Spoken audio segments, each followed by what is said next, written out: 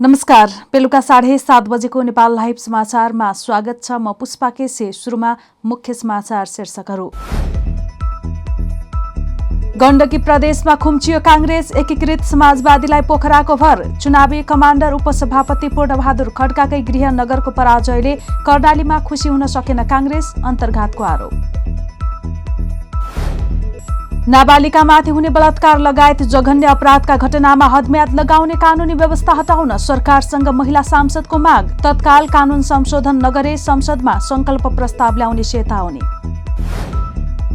धरान र धनगढी उपमहानगरमा स्वतन्त्र उम्मेद्वार विजयी। धरानमा हर्कराज साम्पाङ र धनगढीमा गोपाल हमालको जित। अहिलेसम्म कांग्रेसले 314 पालिका जित्दा एमालेले जित्यो 193 पालिका। अस्ट्रेलियामा झण्डै 1 दशकपछि लेबर पार्टीको जित। 9 वर्षदेखि सरकार चलाइरहेको पार्टी विस्थापित। नागरिकको जीवनयात्रामा कुनै बाधा नपुग्ने नयाँ प्रधानमन्त्री एन्थोनी एल्बेनिजको प्रतिक्रिया। र नेपाल अफगानिस्तान बीच हुने भनिएको 2 अन्तर्राष्ट्रिय मैत्रीपूर्ण फुटबल खेल नहुने। ट्राभलिङ इस्युका कारण अफगानिस्तानको टोली कतारको ट्रेनिङ क्याम्पमा सहभागी नहुने भएपछि खेल स्थगित। सामान राम्रो छ, ढुक्क हुनुहोस्। थाहा छ त्यसैले त यही लिन आएको। गुणस्तरीय प्लम्बिङको भरपर्दो नाम मार्बल। अब समाचार विस्तारमा। स्थानीय तह निर्वाचनमा ठूलो दल बनेको नेपाली कांग्रेस गण्डकी प्रदेशमा भने खुम्चिएको छ। सत्ता गठबन्धनकै अर्को दल एकीकृत समाजवादीलाई भने पोखराको भर देखिएको छ। उता चुनावी कमाण्डर उपसभापति पूर्णबहादुर खड्काकै गृहनगरमा भोगेको पराजयले कांग्रेस कर्णालीमा खुसी हुन सकेको देखिँदैन। यसै सन्दर्भमा नेपाल लाइभले तयार पारेको एक रिपोर्ट प्रस्तुत गर्दैछिन् सहकर्मी रिता लम्साल। गण्डकी प्रदेशका 85 पालिका मध्ये 83 पालिकाको नतिजा सार्वजनिक भइसकेको छ। 2वटामा भने मतगणना जारी छ।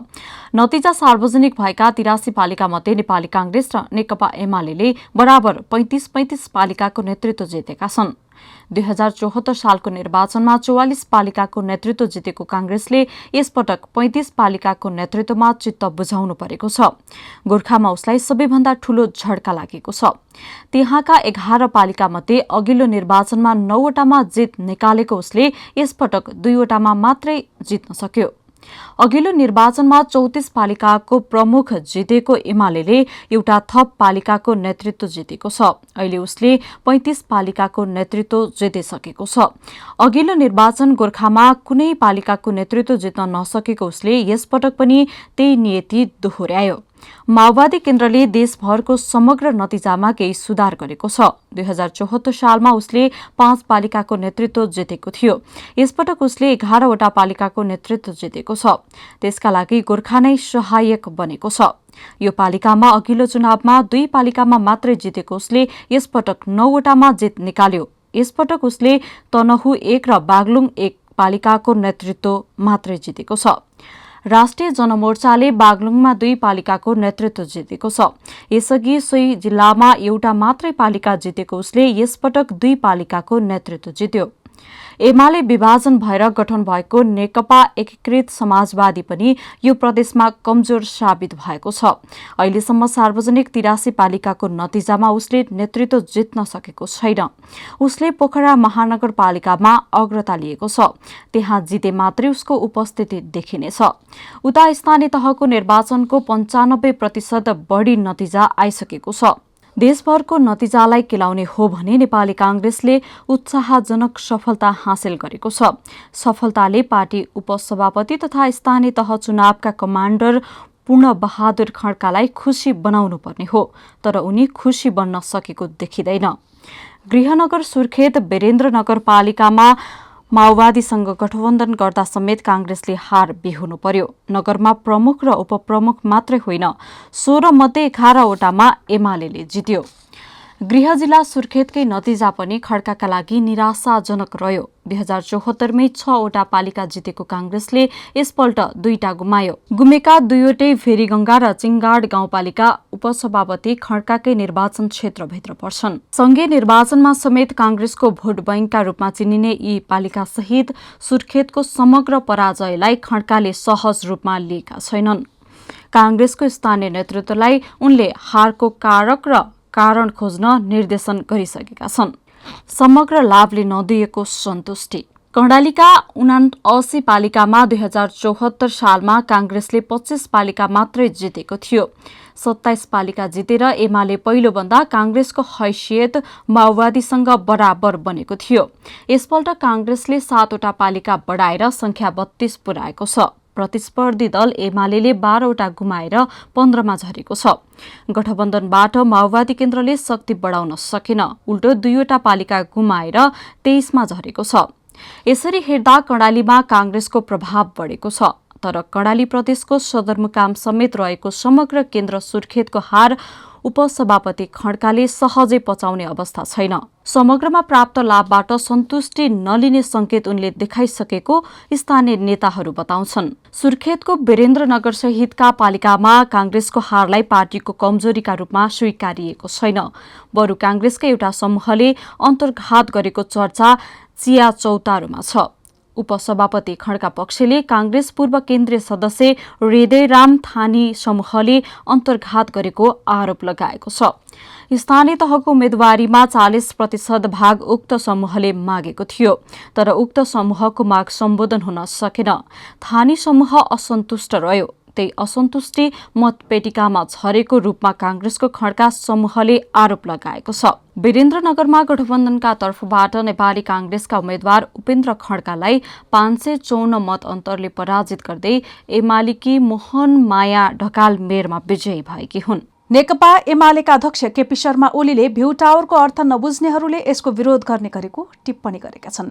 पूर्व प्रधानमन्त्री समेत रहेका अध्यक्ष ओलीले भ्यू टावरको अर्थ र महत्व नबुझेकै कारण नेपाली कांग्रेसले आफ्नो स्थानीय तह निर्वाचन सम्बन्धी घोषणापत्रमा भ्यू टावर बनाउँदैनौ भनेर उल्लेख गरेको जिकिर समेत गरे।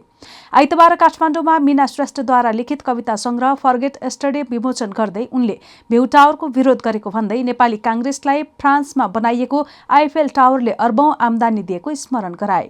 ओलीले त्यस्ता टावरहरू हरेक देशको उचाइ भएको र गर्वको विषय रहेको समेत तर्क गरे।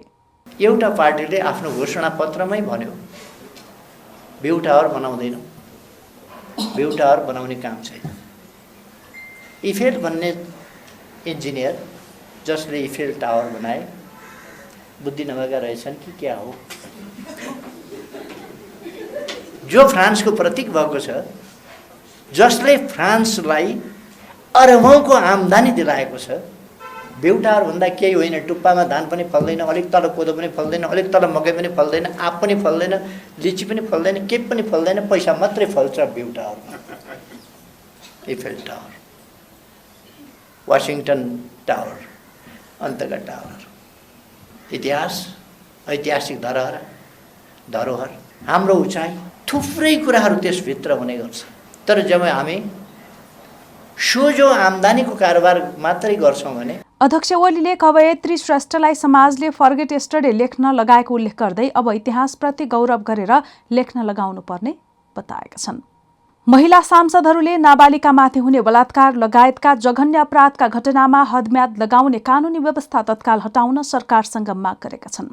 प्रतिनिधि सभाका नेकपा एमालेकी सांसद बिन्दा पाण्डे, नेपाली कांग्रेसकी सांसद पुष्पा भूषाल, नेकपा माओवादी केन्द्रकी सांसद अमृता थापा मगर लगायतका सांसदहरूले नाबालिकामाथि हुने बलात्कार लगायत जघन्य अपराधका घटनाको अनुसन्धानमा समेत हदम्याद लगाउने व्यवस्था राखिएको उल्लेख गर्दै त्यस्तो कानूनी व्यवस्था तत्काल हटाउन सरकारसँग माग गरेका छन्।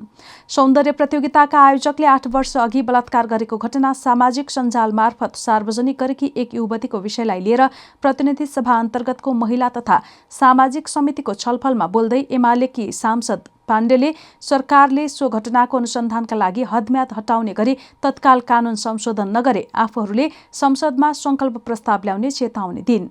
पाण्डेले हदम्याद लगाउने हो भने पनि पीडितले मुख खोलेको वा घटना सार्वजनिक भएको दिनबाट मात्रै हदम्याद लगाउन उपयुक्त हुने स्पष्ट पारिन्। यो कम्तीमा पनि बालिकाहरूमाथि अथवा यो अन्डर एजको सन्दर्भमा उनीहरूले जुन दिन त्यो मुख खोल्न सक्ने स्थिति हुन्छ, हदम्याद लगाउने हो भने त्यहाँबाट हदम्याद लगाउने खालको कुरा सोच्नु पर्ला होइन। अहिले हामीले ओपन हिसाबबाट एउटा छलफल गरेर इमिडिएट विधेयक नि लिएर आऊ भनेर सरकारलाई नि भन्ने। यदि त्यो अब सरकार तुरुन्तै विधेयक ल्याउन तयार छैन भने हामीले अब यसको बारेमा केही गर्न सकिएन भने पनि तुरुन्तै त्यो ल्याऊ भनेर एउटा संकल्प प्रस्ताव भने तुरुन्तै राखेर चाहिँ नि त्यसलाई छलफल गराएर एउटा निर्देशन चाहिँ हामीले तुरुन्तै दिनुपर्छ भन्ने लाग्छ। यस्तै नेपाली कांग्रेसकी सांसद एवं सचेतक पुष्पा भुसालले सौन्दर्य प्रतियोगिताका आयोजकले अपराध गरेको भन्ने कुरा स्वतः सिद्ध भएकाले पीडित युवतीलाई तत्काल न्याय दिन सरकारसँग माग गरिन्।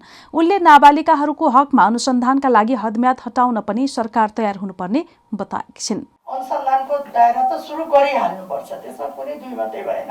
अपराध भएको भनिसकेपछि हदम्यादका कुरा, प्रक्रियाका कुरा, यो यावत कुराहरू दोस्रो तेस्रो चौथो कुराहरू हो। तर अपराधको अहिलेको घटनाक्रममा हिजोका घटनाक्रमहरू देख्दाखेरि प्राइमा फेसिया पहिल्यै छ दृष्टिमा त अपराध हो भन्ने कुरा देखिसकेपछि त्यसलाई हदम्याद कानुन यताउता यो वा त्यो बहानामा त्यसलाई रोक्न पाइएन। अनुसन्धानको दायरामा अगाडि बढाइहाल्नु पर्यो, पक्राउ गरिहाल्नु पर्यो भन्ने कुराहरू हामीले बोलि नै राखेका छौँ। यस्तै नेकपा माओवादी केन्द्रकी सांसद अमृता थापा मगरले यौन हिंसामा परेकाहरूलाई तत्काल राहत दिने व्यवस्था पनि कानुनमै उल्लेख गर्नुपर्ने बताइन्। यही घटनामा चाहिँ अब हामीले सन्दर्भ गर्दाखेरि राज्यले पीडितलाई के राहत दियो भन्ने कुरा पनि सँगसँगै त्यो अध्यादेश होस् वा कानुनमा पनि अहिले जो ढङ्गले पीडकलाई चाहिँ बरु ज्वाइँ पाले झैँ पाल्ने, पीडित चाहिँ सदैव चाहिँ बलिनीको एउटा पानी जस्तै गरेर बगिरहने स्थितिलाई पनि अन्त गर्ने ढङ्गले हामीले यसलाई निमित्त कारण लिएर सोच्नुपर्छ जस्तो लाग्छ। सांसद थापा मगरले महिलामाथि हुने सबै प्रकारको हिंसा अन्त्यका लागि भएका कानुनहरूलाई प्रभावकारी रूपमा कार्यान्वयन गराउन नसकेको भन्दै सरकारको आलोचना समेत गरेकी छिन्। कन्सल्टेन्सी सञ्चालक मनोज पाण्डेबाट पीडित भएको भन्दै अर्की एक युवती पनि प्रहरीमा पुगेकी छिन्। उनी आइतबार उपत्यका प्रहरी अपराध अनुसन्धान कार्यालय पुगेकी हुन्। सौन्दर्य प्रतियोगिताको नाममा 8 वर्ष अघि एक किशोरीलाई बलात्कार गरेको आरोपमा पाण्डेलाई शनिबार मात्रै प्रहरीले स्वयम्भूबाट पक्राउ गरेको थियो। पाण्डे सञ्चालक रहेको कम्पनीले आयोजना गरेको सौन्दर्य प्रतियोगिताकी एक प्रतिस्पर्धीले आफूमाथि 8 वर्ष अघि जबरजस्तीकरणी भएको खुलासा गर्दै 20वटा भिडियो बयान सार्वजनिक गरेकी थिइन्। उनी पक्राउ परेपछि आइतबार एक युवती प्रहरी कार्यालयमा पुगेर आफू पनि पाण्डेबाट पीडित भएको बताएकी छिन्। पाण्डेले आफूमाथि यौन शोषण गरेको उनको आरोप छ। अन्य 2 जनाले पनि पाण्डेबाट दुर्व्यवहारको प्रयास भएको भन्दै प्रहरीसँग सम्पर्क गरेका छन्। अन्य 2 जनाले पनि पाण्डेबाट दुर्व्यवहारको प्रयास भएको भन्दै प्रहरीसँग सम्पर्क गरेको बताइएको छ। सुनसरीको धरान उपमहानगरपालिकाको मेयरमा स्वतन्त्र उम्मेद्वार विजय भएका छन्। स्वतन्त्र उम्मेद्वार हर्कराज साम्बाङ विजय भएका हुन्। साम्पाङले 20,821 मत पाए। उनका प्रतिस्पर्धी नेपाली कांग्रेसका किशोर राईले 16,059 मत पाए। साम्पाङ 4,762 मत अन्तरले विजयी भएका हुन्। त्यस्तै नेकपा एमालेकी उम्मेद्वार मन्जु भण्डारी तेस्रो भइन्। उपमेयरमा माओवादी केन्द्रका ऐन्द्र विक्रम बेघाले जितेका छन्। उनले 20,510 मत पाउँदा उनका प्रतिस्पर्धी एमालेका पदम प्रसाद लिम्बुले 17,606 मत पाए। यस्तै कैलालीको धनगढी उपमहानगरपालिकामा पनि स्वतन्त्र उम्मेद्वार गोपाल हमाल निर्वाचित भएका छन्। हमालले 26,865 मत ल्याउँदै जित हात पारेका हुन्। उनका निकटतम प्रतिस्पर्धी नेपाली कांग्रेसका निरपबहादुर ओडले 14,817 मत पाए। हमालले निवर्तमान नगर प्रमुख ओडलाई पराजित गरेका हुन्। अघिल्लो निर्वाचनमा पनि हमाल धनगढीको मेयरमा स्वतन्त्र उठेका थिए, तर त्यतिबेला उनी निवर्तमान मेयर ओडसँग पराजित भएका थिए। यस्तै उपमहानगरपालिकाको उपमेयरमा भने नेकपा एमालेकी उम्मेद्वार कन्दकला राणा विजय भएकी छिन्। उनले सत्ता गठबन्धनबाट माओवादी केन्द्रकी उम्मेद्वार शान्ति अधिकारीलाई पराजित गरिन्। यसैबीच स्थानीय तहको निर्वाचनमा अहिलेसम्म सार्वजनिक मत परिणाम अनुसार नेपाली कांग्रेसले 314 पालिकामा जित हात पारेको छ। यस्तै नेकपा एमाले 193 पालिकामा विजयी भएको छ। माओवादी केन्द्र 120 पालिकामा विजयी हुँदा एकीकृत समाजवादीले 17 पालिका जितेको छ। यसैगरी अन्यले 29 पालिका जितेका छन्। यसैगरी नेपाली कांग्रेस 11 पालिकामा अगाडि रहेको छ भने नेकपा एमाले 13 पालिकामा अगाडि छ। नेकपा माओवादी केन्द्र 2 पालिकामा अग्रस्थानमा रहँदा एकीकृत समाजवादी पनि 2 पालिकामा अग्रता छ। यसैगरी जनता समाजवादी पार्टी नेपालले 29 पालिका जित्दा 2 पालिकामा अघि रहेको छ। लोकतान्त्रिक समाजवादी नेपालले 14 पालिका जित्दा 3 पालिकामा अगाडि रहेको छ। 2 पालिकामा भने स्वतन्त्र लगायत अन्य पार्टी अगाडि रहेका छन्। यसैबीच देशका 6 मध्ये 5वटा महानगरपालिकाको मतगणना जारी छ। काठमाडौँ महानगरपालिकामा स्वतन्त्र उम्मेद्वार बालेन शाहले 41,279 मतका साथ आफ्नो अग्रता कायमै राखेका छन्। उनलाई कांग्रेसकी सिर्जना सिंहले 23,855 र एमालेका केशव स्थापितले 23,024 मतका साथ पछ्याइरहेका छन्। यस्तै ललितपुर महानगरपालिकामा एमालेका हरिकृष्ण व्यञ्जनकारलाई पछाडि छाड्दै काङ्ग्रेस उम्मेद्वार श्रीबाबु महर्जनको अग्रता कायमै छ। त्यस्तै भरतपुर महानगरपालिकामा माओवादी केन्द्रकी रेणु दाहालले नेकपा एमालेका विजय सुवेदीसँग 8,295 मतको अग्रता बढाएकी छिन्। दाहालले 37,928 मत ल्याउँदा सुवेदीले 29,633 मत ल्याएका छन्। वीरगञ्ज महानगरपालिकामा जनता समाजवादी पार्टीका राजेश मानसिंहको अग्रता कायमै छ। उनलाई एमालेका विजय कुमार साराबागीले पछ्याइरहेका छन्। यसैगरी पोखरा महानगरपालिकामा एकीकृत समाजवादीका धनराज आचार्यको अग्रता कायमै छ। आचार्यलाई एमालेका कृष्ण थापाले पछ्याएका छन्। हामी नेपाल लाइभ समाचारमा छौं। अब अन्तर्राष्ट्रिय समाचार।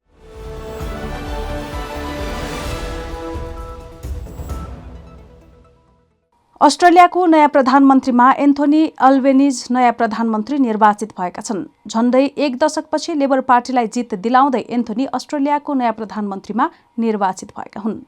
उनी देशकै पुराना राजनीतिक नेता हुन्। आफ्नो निर्वाचन प्रचार अभियानका क्रममा मतदातालाई सुरक्षित परिवर्तनको वचन दिँदै कन्जर्भेटिभ लिबरल नेसनल गठबन्धनलाई हराउन सफल भएका छन्। सो पार्टी सन् 2013 देखि सत्तामा थियो। आफू निर्माता बन्ने प्रतिज्ञा गर्दै आएका एन्थोनीले पूर्व प्रधानमन्त्री स्कट मोरिसनलाई बुलडोजरको संज्ञा दिँदै आएका छन्। एन्थोनी लामो समयदेखि अस्ट्रेलियन निशुल्क स्वास्थ्य सेवा प्रणालीका रक्षक मानिन्छन्। उनले सक्रिय रूपमा समलिङ्गी समुदायको समर्थनमा वकालत गर्दै आएका छन्। 59 वर्षीय एन्थोनीलाई उनकी आमा एक्लैले अपाङ्गता भत्ताको भरमा हुर्काएकी थिइन्। सोही बाल्य अवस्थाले उनमा प्रगतिशील विचार स्थापित गराएको उनको दाबी छ। उनले अस्ट्रेलियामा जो जहाँ बसे पनि, जुन धर्म माने पनि, जसलाई माया गरे पनि, नाम थर जे भए पनि यसले नागरिकको जीवनयात्रामा कुनै बाधा नपुर्याउने बताएका छन्। नेपाल लाइभ समाचारमा अब खेल समाचार।